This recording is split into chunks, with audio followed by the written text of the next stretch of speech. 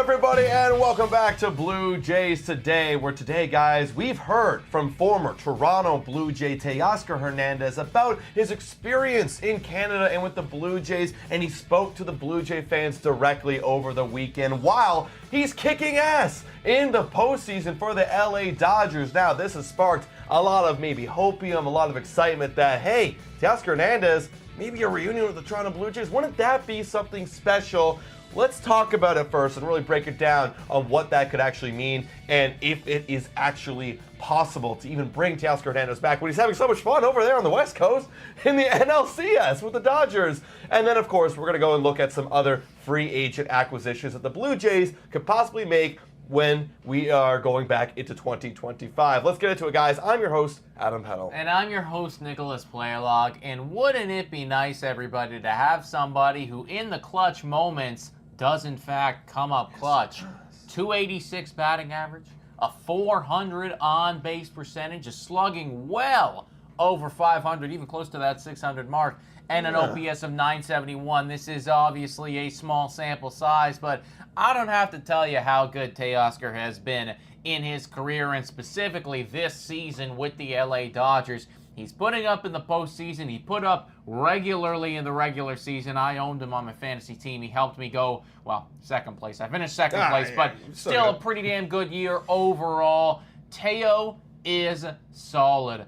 And he misses us, everyone. He does. He misses us. You know the guy's got a good heart. He spoke to Hazel Mae. This was after kind of the reaction went viral. Like he saw Hazel Mae a little bit earlier in the week, and he was like, "Oh, hi, Hazel," and it was a big viral reaction that went down. They got to sit down one-on-one and discuss just, everything that's going on with him, and the big to kind of takeaway or whatnot was when she talked to him about, well, the Toronto fans and the Canada fans and his experiences there. And you can tell that, like, there's no ill will here, because we were wondering if, well, how did that relationship finish? Like, would he ever want to come back to Toronto?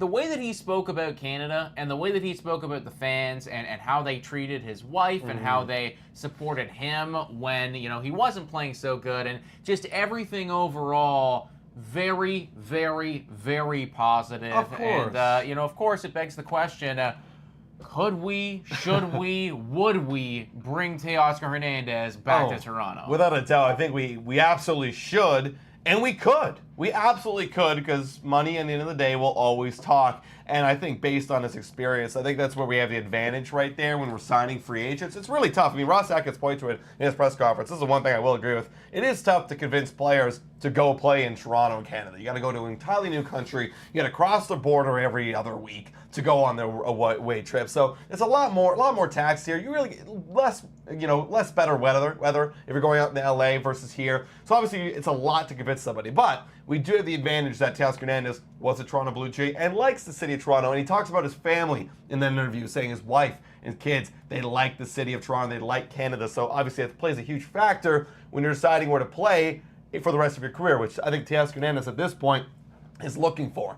Now, can we actually get it done? Well, if we look at last offseason, this actually was an article that brings up a little bit of a reminder of why Blue Jay fans are a little bit salty with the fact that we don't have Teoscar Hernandez on the team. Obviously, Teoscar Hernandez is doing really well right now in the postseason, and a lot of fans are coming out and kind of being like, well, why don't we have Teoscar Hernandez? Like, what made us not go out and get him? And this is actually a tweet that I was reminded of by Blue Jay's dad. Remember, we actually heard that Teoscar Hernandez wanted and was interested in coming back to Toronto this offseason on a multi-year deal.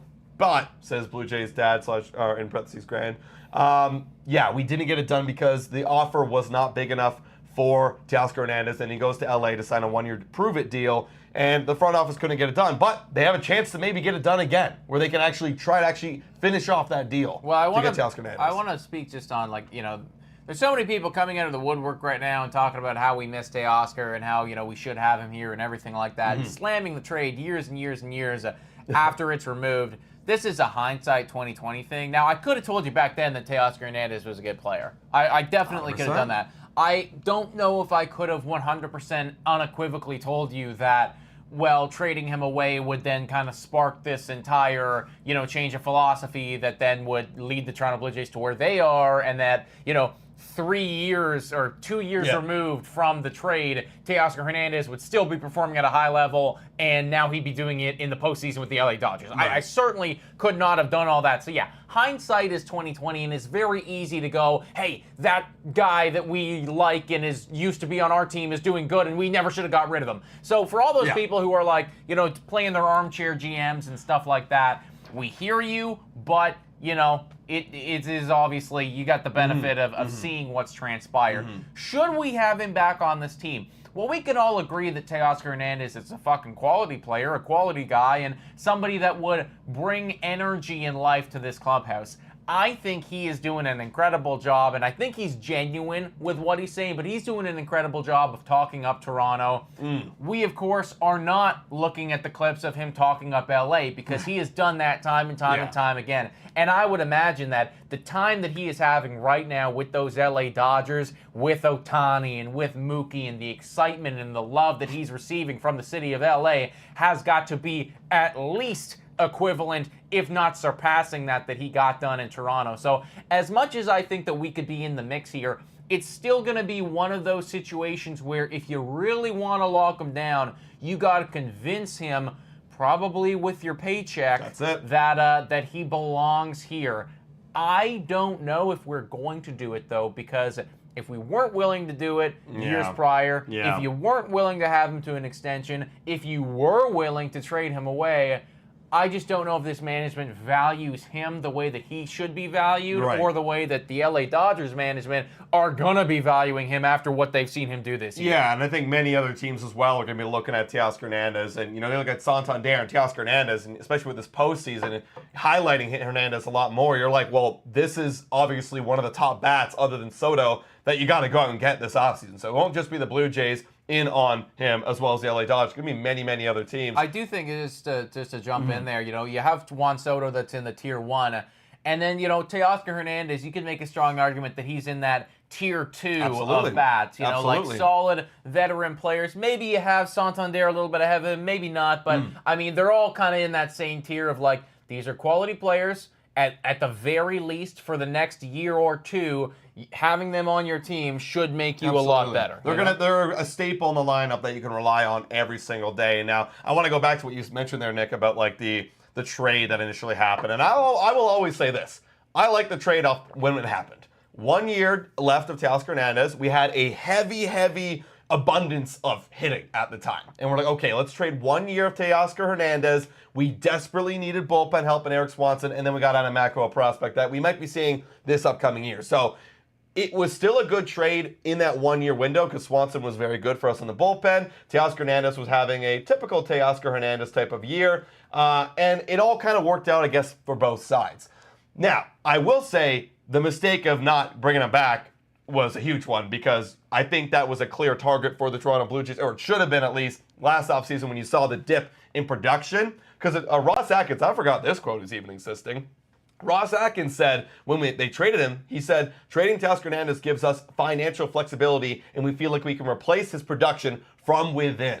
They clearly did not replace his production from within. So where are you going with that financial flexibility? Well, maybe you got to put a little bit more towards either bringing it back or somebody equivalent to go and get that production that we've lost from Teoscar Hernandez. We didn't. That was a huge mistake. So I think the mistake came from not doing anything about it last offseason. Yeah, well, and it's not just Teo. It was the mentality of we could replace that production internally. Right. And then also, too, I think that we outbrained ourselves a little bit, thinking that, we don't want power and we don't want... Obviously, you don't want strikeouts, but, I mean, it is kind of it's something that will come along with players sometimes. Even fucking Ohtani strikes out a lot. Aaron Judge strikes out a lot, right? So, we tried to outbrain ourselves so much so that, these talented players who put up production year in and year out were like, we almost thought that we were too good for them, and decided to do a completely other route. I hope that the other shoe of that is dropping, and that we have realized that, damn, even though we do have good defense and the pitching can be good sometimes, we do need still to have guys that can protect Vladdy and that can hit home runs. So assuming that mentality change is going to happen, we wanted to take a quick look at some free agents that we like that aren't getting talked about enough right now. And, we're going to start with the hitters. Obviously, Teoscar Hernandez is one of them, and kind of, I guess provokes that conversation of, well, we do need a top-tier bat. Teo would be great, but he's not the only one that we can look at. I know that you wanted to talk a little bit about Jock Pederson. Yeah, Jock Pederson. Again, we've covered so many guys on this channel. Like, obviously, we mentioned his name already, Anthony Santander. You bring up Christian Walker. We've talked about these guys, but we got to think about Ross Atkins in this front office of who we can convince. So we got to look at the wide spectrum of everybody in this free agency pool. Jock Pederson. Would you be shocked if I told you Jock Pederson has a career OPS over 800? No, actually, I don't think I would. No, I know that Pederson has been very good. Right. I know that he is one of the more slept-on players in baseball. Yeah, that's where I'm at. I've been sleeping on Pederson, and maybe a lot of y'all have been sleeping on Pederson. Maybe I know this LA fan, we're literally in our chat right now, probably didn't sleep on Pederson because they had him on his team. But yeah, this past season boosted those numbers heavily. He hit for a 275 batting average with an OPS of 908. That does not get talked about nearly enough as it should, because Jock Pederson is a major part of that team. Granted, he only had 367 at-bats, dealt with a little bit of injuries this year, but he's still in a decent age in his career. He puts up those numbers, and he's going to be going into his age 33 season. Jock Pederson is a lefty, not like we really need it, but he's also an outfielder, and the Toronto Blue Jays have been looking for that left fielder or anybody to get some production in that outfield spot, because Varsho's great glove, awesome, but not so much with the bat. Then you have an aging George Springer over there in right field that feels like it's going to take up a lot of playing time. You want to have someone in left field to make up for that. So if we can't get Teoscar, if we can't get Anthony Santander, I think this is one of those guys that is only getting paid $12.5 million this year. Probably going to go up, but you can still get a pretty good deal for a guy like Jock Pederson, put up some pretty good numbers. Yeah, 100%, man. Like, it does feel like a Toronto Blue Jays type of target. Before we continue talking about this, quick shout-out here to Adam Canning and to Dylan in there saying, can we get a go, back, go? Yes, we watched the game. Adam Canning here just offering up his apologies, Adam. Oh, that's okay, Adam. They have a bright future, apparently, but not yesterday. Listen. Least penalized team going into that game. We had like 15 penalties. It was a dumb amount. We're already playing behind the 8-ball, and then once Kyler Murray starts to throw the ball around and do stupid stuff when you're behind, we never can't get behind. That's the thing. They never can get behind. If they get behind, they're done. You guys were very behind very early. Very early. For those of you who don't know what we're talking about, I'm a big Green Bay Packers fan. Adam's an Arizona Cardinals fan. They played yesterday. It was pretty one-sided. By the way that we're speaking about it, I assume you can guess who won that bout. But yes, we did watch the game, and it was a good one for at least half of us. Moving back to Jock Pederson, I know that Spotrac likes to do their whole market value thing. Do you have that up there for him? What are they projecting that he makes? 14.7 million. I can see him getting this, or 15 or 16 million. Like, that feels right. Because at 32 years old, he's been doing this weird thing where he signed like a bunch of one-year deals, like 2 years with a player option. And it's working out for him. So it feels like that's probably in the near future, like a 1-year, 2-year type of deal for Jock Pederson. Just keep bouncing around, keep making those dollars. That's great for the Blue Jays window, too. I mean, if this management really doesn't want to commit beyond 2025, Jock Pederson's your guy. I mean, that's your guy to sign 1 or 2 years for. Yeah, like that's the one thing about Teo that I will say. As much as I'd love to have him back on this team, I did see a comment in there talking about how, like, well, would we be investing in I guess kind of the poor years of Teo, because if the production's already transpired, and I do think that would be a serious conversation, because you got to factor in Teoscar Hernandez. He's gonna be what, 33, turning 30? Like, I think he's 32 right now. I think he's 32 right now. Yeah. So he'd be 33, which is gonna be the same age as Jock Pederson, but tack on an additional 10. $12 million more to Teoscar Hernandez, because he is going to be worth that much money, especially with what we're seeing in the postseason. Like, if this guy keeps doing what he's doing, he could win, World Series MVP type thing for these LA Dodgers, and obviously that is, going to increase the value a little bit right there. So I would agree with what everybody's saying there. I don't want to be in another George Springer type of situation. I don't want to be, fitting the bill for these aging veterans. And even though Teo is such a great locker room presence, at the end of the day, we need people who are still going to be popping off and, winning us ball games. Pederson's kind of the best of both worlds there, where you are getting good production. You are getting somebody that we hope you can depend on. But if he flops, if it turns into a, this guy is looking more like Kevin Kiermaier than Jock Pederson. Well, it's not going to completely sink your franchise because, you aren't going to be paying him as much as Teo. And I think a large part of our offseason is going to be based off of Vladimir Guerrero Jr. Like, if that contract does not get done or they're not planning to do it, then yeah, they are going to be looking at the short-term guys like a Jock Pederson versus a Teoscar Hernandez. Also, I see Minion saying, read the chat. Someone's asking about when's our draft pick or what's our draft pick looking like. I think we're top, 5% in the lottery draft? Right now, I think we were 7.5%. I think that's where we finished. And then that's top 5, right? Correct. So, it's for the first overall, effectively. Yeah. Like, how it all works is at the winter meetings, they're going to do the draft lottery. Blue Jays finished the season record of 74 and 88. So that gives them a 7.5% chance to get that first overall selection. It's a shot. If they do it, it would be really good. Effectively, though, like, apparently the top 2 guys are really good. So if they can end up even getting into that second overall selection, you're going to be feeling really good about things. We're not going to know about that until the winter meetings, which is like first or second week in December. So we'll be live for that lottery when it does happen. But, I mean, if you want to speed along the process of rebuilding or retooling or whatever the fuck you want to call it, that would be a way to do it. Yeah, I mean, obviously it'll be coming a little bit later, but we need to add to our farm system. It is brutal. Like Ton, too, saying Blue Jays, who cares about the draft because they can't develop players. You're not wrong. I mean, they did go out and they did fire a lot of pitching development guys, but we'll see. We'll see how it goes. Rigo's saying if we're paying Springer $25 million, why not Teo? Well, I agree with that, but also is paying $25 million for Springer a good idea?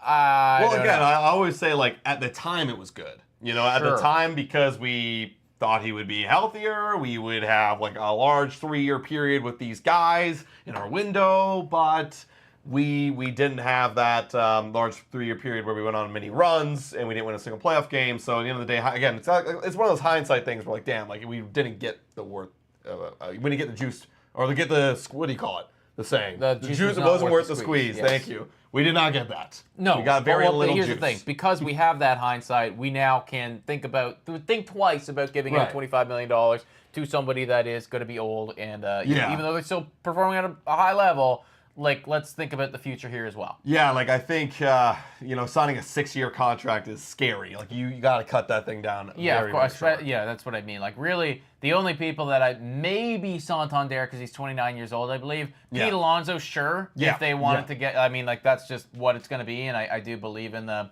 talent of Pete Alonso. Other than that, though, it's, maybe Corbin Burns and Juan Soto. And those are the only guys that I even consider at, like, a length of that term. Teo, no. What would you be willing? How many years for Teo? Assuming it's like $25 million. Well, I would you be comfortable with? If it was $25 million a year, 3 max. 3 years, I think that would be it for me. For me, if it had to be 4 or no deals done, I'd probably do that and accept that the 4th year would probably be bad. And I'd have to accept that.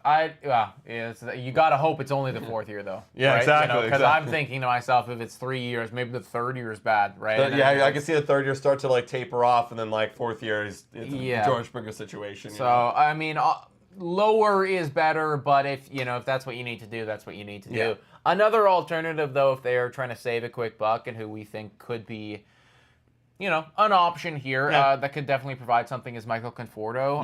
Now, what I really love about Michael Conforto is the market value that Spot Rack is giving to him. Now, take it with a grain of salt. Spot Rack can undervalue some of these players sometimes, and I do think that this is a bit of an under-evaluation. But if you could get Michael Conforto for $5 million, like, that's half of what we paid for Kevin Kiermaier.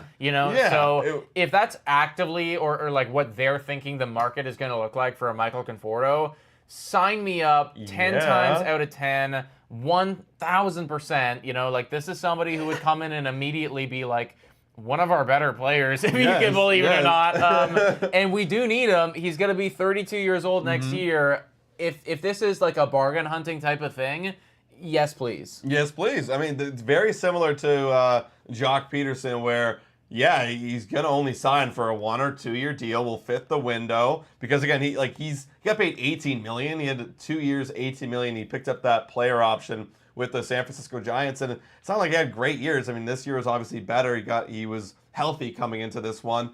And I think he might be looking to play himself into like another contract real quickly. Because I bet he doesn't want to sign a 4-year, $6 million per year type of deal. Yeah, and so I he's know gonna like look for a that's the bang for thing. his Like buck, no too. one's gonna give him a nice like 4-year, No. 3-year deal. You know, No. like looking at the production, it's good, but you're not willing to lock this guy up for No. time. You know, it is a 1-year prove it type thing. Yeah. I'd be even willing to pay a $10 million for Michael Conforto in a 1-year prove it deal. Yeah. Like, you think about that's what we pay for Kevin Kiermaier, and I really do believe, obviously the defense isn't going to be Kevin Kiermaier levels, No. but the production is going to be a hell of a lot better than Kevin Kiermaier. So Michael Conforto, for me, it's just another one of those players who I think isn't going to kill you if they flop, but if they do turn out the way that you hope, this is a big boost. Yeah, I agree. I'm just looking right here. I'm trying to see if there's anybody else because, I mean, there's some other guys that you could talk about. I saw someone talking about, like,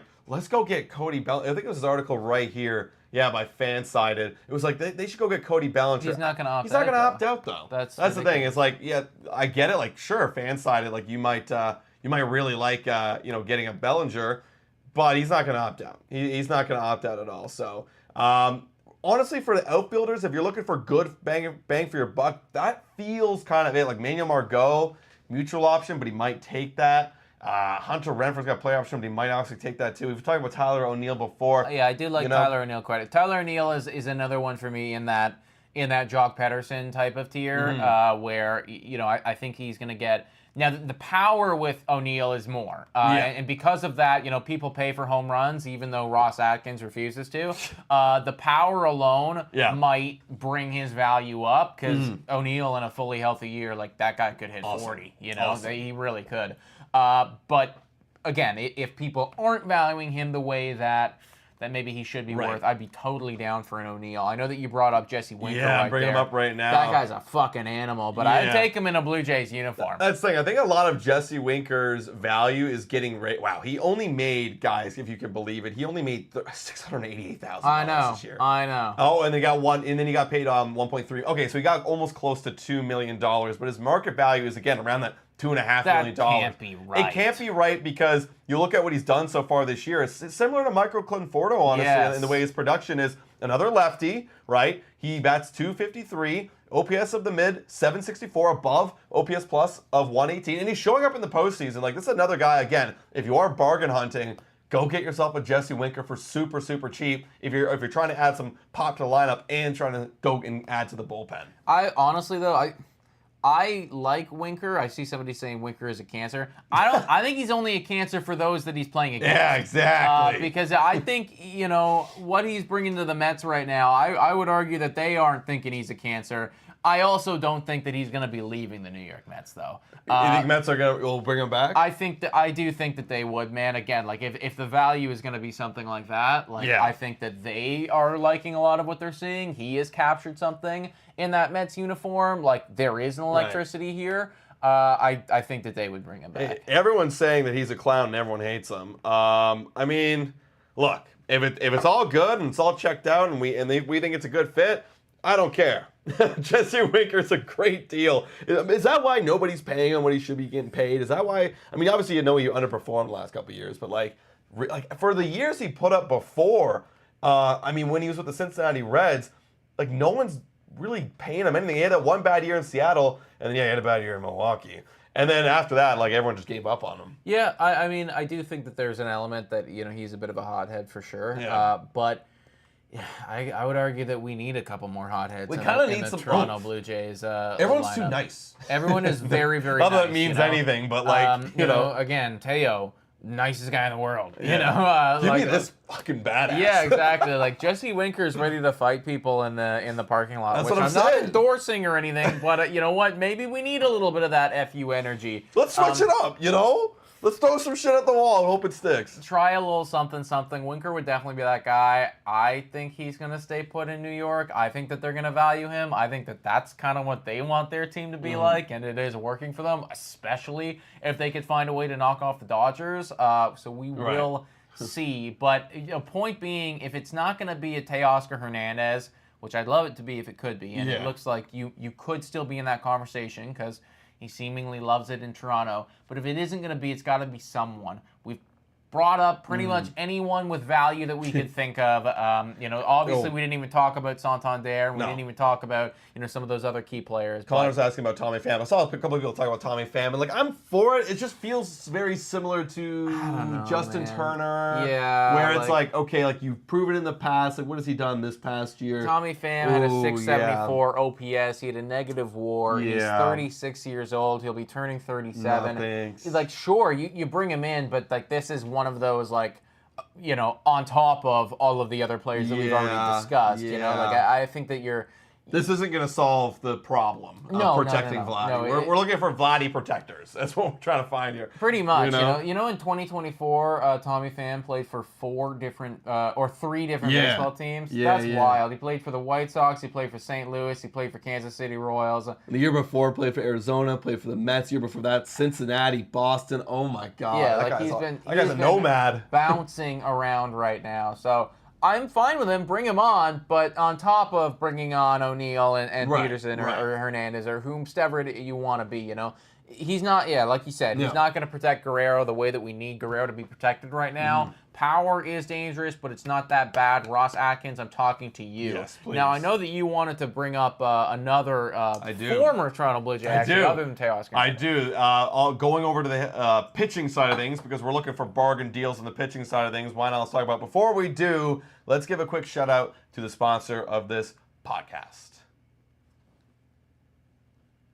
The sponsor. Time for a quick shout out to Betway. Betway is the best place to make all of your sports bets on all of your favorite teams. Betway is in collaboration with iGaming Ontario, so you must be 19 years or older to participate. You can also scan the QR code to make your account today. And guys, please bet responsibly. Now, back to the content.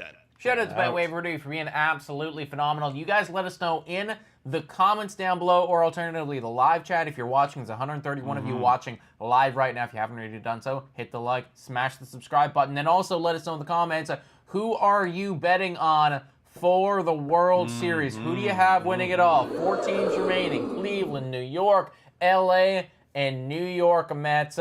Who's walking away with it? Yo, it's just a total side note. I just realized, wow, there could be a chance where we have a Mets and Yankees World Series. Yeah. That'd be super cool. Yeah, I thought about that. I thought about that yesterday, actually. I mean, all of the, honestly, no disrespect to Cleveland, but all of the matchups are kind of storybook, other than anything that involves Cleveland, Right? Because it's just either that city, it's either Mets and Yankees, which obviously, for the city of New York, that'd be kind of crazy.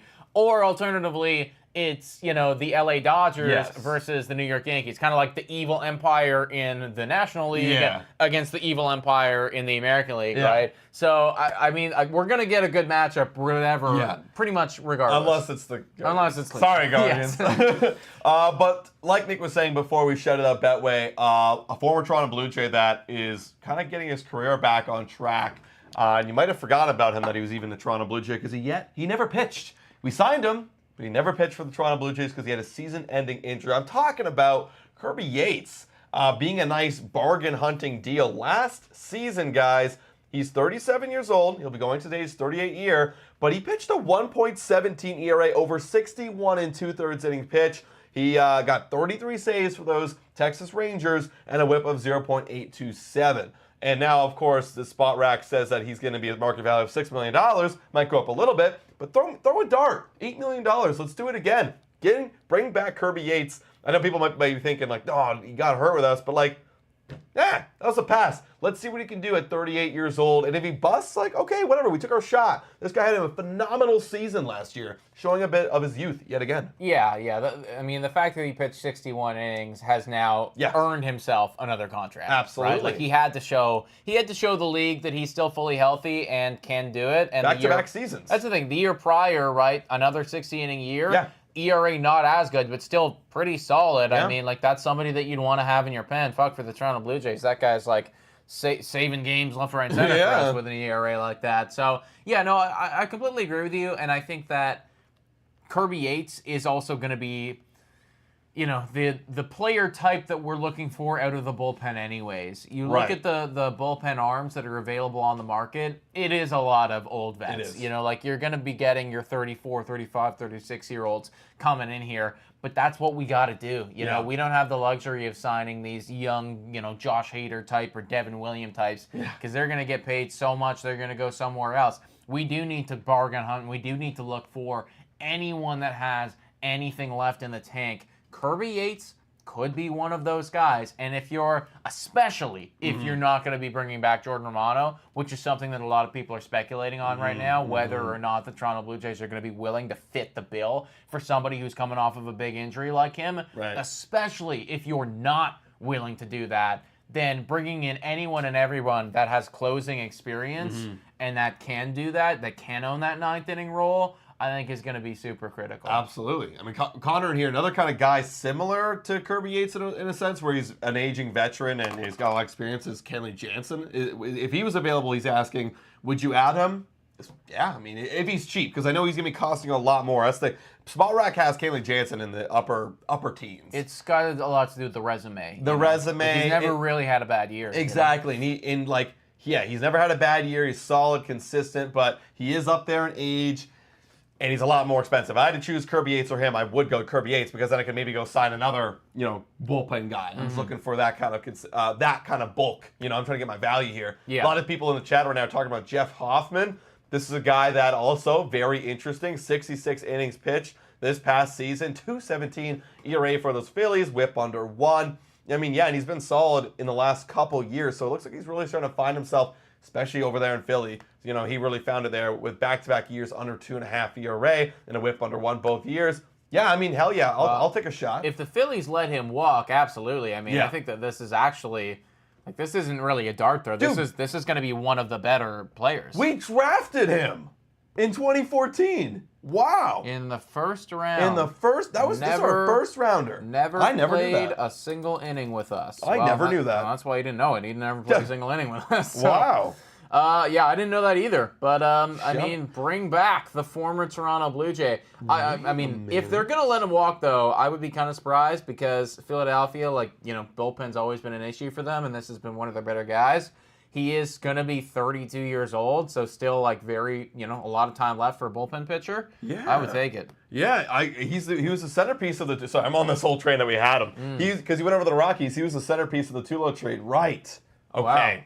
Wow. Well, you could argue that we won that trade because he was terrible in Colorado. Oh, he was so bad. He was awful. I think he needed to get the hell out of there, though. Yeah, he was terrible in Colorado, a little bit better in Cincinnati, and then the last 2 years in Philly, he has been really, really, really, really good. So who knows? Maybe he's got a soft spot for the Toronto Blue Jays because we drafted him and we took him in the first round, and he might want to come back here. What does his market value look like? Yeah, that's a good question. It should. Let me go look it up right here. Jeff Hoffman. I would imagine it's going to be more than you anticipate because 2 back-to-back years of really, really solid and also not even that old. I think that it's got to be over $10 million, right? Gotta be. Granted, they are. Oh yeah. See, I disagree with that. He's going to be more than that. I think he's going to get around maybe 8 to 9 to 10. I can see him hitting that 7-digit mark or 8-digit mark. It would be. Yeah, I mean, Jeff Hoffman, definitely an option. Guys, there's so many bullpen guys out there available that we could literally spend an entire podcast just breaking down.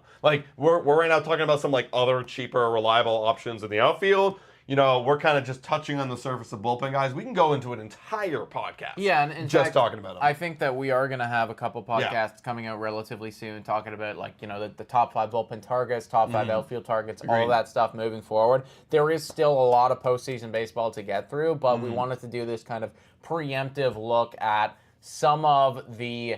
I don't want to say the bottom of the barrel guys because I do think Jock Pederson's still solid, but the realistic players that you're going to look at, you're going to see so many different articles coming out about how the Toronto Blue Jays are in on fucking Soto and Santander and Burns and all that stuff. And as much as we love to hear that, realistically, it might be a Pederson and it might be a Hoffman type of offseason. And we got to be okay with that, or we got to understand, is that enough? Probably not. But, Probably not. Yeah, because realistically, we think back to the season, we kind of need a guy to put up over 800. We need a guy we know we could trust. Over 800 OPS in the middle of the lineup. You got to hope for a Bo bounce back. Got to hope Vladdy keep being Vladdy. And if you can add that other third piece, then okay, you're starting to build something here. Especially when you have complementary pieces like a Horwitz, if he can still be good like he was. And then you're obviously hoping for another breakout somewhere down that lineup. And if you can get that, then you're not great, but you're better than where you were. The main focus, of course, you got to fix that bullpen. Like, all that needs to happen, and then that bullpen needs to be solid. Right. That's the big focus here. I agree. Danielle asking, when are we going to be live for our next Bat for Baseball stream? In 3.5 hours. That's right. So, yeah, we'll be live watching the New York Mets take on the LA Dodgers in Game 2 on our other channel, Bad for Baseball. Thank you so much for everybody to tuning into this one, folks. Let us know your top targets for the Toronto Blue Jays this offseason down below. Not going to hear a whole lot of news until this postseason is finished, but until then, we'll be covering everything that does come out. Yeah. Teo, we miss you dearly. Please come back. Please, yeah, seriously. We need you. Just on a 3-year deal worth 75 mil. Less than you would have gotten from somewhere else. Yeah. Because we need to sign other guys too. Yeah. Don't take our entire budget, Teo. Yeah. Don't take it. That'd be great. Guys, thank you so much for watching. And as always, Go Jays, go!